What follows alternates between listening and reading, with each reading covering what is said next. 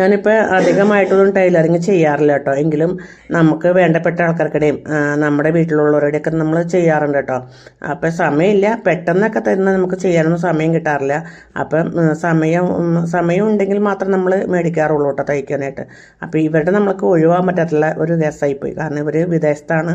നാട്ടിൽ വന്നപ്പോൾ ഒരു ഫംഗ്ഷന് വേണ്ടിയിട്ട് തയ്ച്ചു കൊടുക്കാൻ പറഞ്ഞു കഴിഞ്ഞപ്പോൾ നമുക്ക് പറ്റില്ല എന്ന് പറയാൻ പറ്റില്ലല്ലോ. അതുകൊണ്ട് നമ്മൾ പണ്ട് ഇവരുടെ സ്ഥിരം തയ്ച്ചുകൊണ്ടിരുന്നതായിരുന്നു. അപ്പോൾ ഇവർ അങ്കമാലിയിൽ മുമ്പ് കൊടുത്തായിരുന്നു, എവിടെ ഒരു വലിയ കടയിൽ കൊടുത്തായിരുന്നു. അപ്പോൾ അവർ തയ്ച്ചിട്ട് അവർക്ക് അളവ് അത്ര കറക്റ്റ് അങ്ങോട്ട് ആയില്ല. അപ്പോൾ എന്നോട് പറഞ്ഞു, എന്നാൽ ചേച്ചി ഒരെണ്ണം തയ്ച്ച് ഞങ്ങൾക്ക് ഓരോന്ന് തയ്ച്ചായോ എന്ന് പറഞ്ഞു കഴിഞ്ഞപ്പോൾ പിന്നെ ഒഴിവാവാതെ ഞാനത് ഓരോന്ന് തയ്ച്ചു കൊടുത്തായിരുന്നു. അപ്പോൾ അതിൻ്റെ സാരിയുടെ ബ്ലൗസ് നല്ല ഭംഗിയിൽ പ്രിൻസ് കട്ടായിരുന്നു, ബാക്ക് ഓപ്പൺ ആയിരുന്നു. അപ്പോൾ അതിൻ്റെ സാരിക്ക് കെട്ടൊക്കെ ഞാൻ പിടിപ്പിച്ച് കൊടുത്തു കേട്ടോ. അതൊക്കെ അവർക്ക് ഭയങ്കര ഇഷ്ടപ്പെട്ടായിരുന്നു. 2 കളറ് വെച്ചിട്ടാണ് ഞാൻ ഇതിൻ്റെ കെട്ടൊക്കെ വെച്ച് കൊടുത്തേട്ടാ.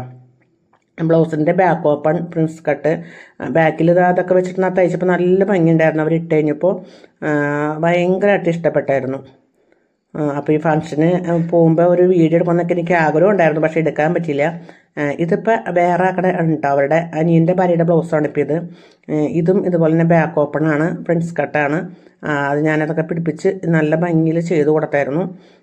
അവർക്ക് വളരെ ഇഷ്ടപ്പെട്ടായിരുന്നു. പക്ഷേ ഞാൻ ചാർജ് പറഞ്ഞു കഴിഞ്ഞപ്പോൾ അവർക്കിടെ സന്തോഷം കൊണ്ട് അവരെന്നിട്ട് എനിക്ക് കുറച്ച് പൈസ കൂടുതൽ തന്നായിരുന്നു. കാരണം ഞാനങ്ങനെ കൂടുതലൊന്നും അവരുടെ മേടിക്കാറില്ലെങ്കിലും അവരുടെ സന്തോഷത്തിന് എനിക്ക് ഇച്ചിരി പൈസ കൂടുതൽ തന്നായിരുന്നു. അവർ വേറെ അങ്കമാലിലൊക്കെ കൊടുത്തായിരുന്നു. അപ്പോൾ അവർക്ക് അളവ് കറക്റ്റ് ആവാത്തതുകൊണ്ട് പിന്നെ അളവ് എടുത്ത് അങ്ങനെയൊക്കെ പെട്ടെന്നൊക്കെ തയ്ച്ചുല്ലോ. അവർ ആദ്യമായിട്ടൊക്കെ തയ്ക്കുമ്പോൾ അളവ് എങ്ങനെയോ എന്തോ അവരുടെ അളവ് കറക്റ്റ് ആയില്ല. അപ്പോൾ അതുകൊണ്ട് അവർക്ക് വിഷമമായി. അതുകൊണ്ട് ഞാൻ ഒരെണ്ണം തയ്ച്ച് കൊടുത്തതാണ്. വളരെ ഇഷ്ടപ്പെട്ടു.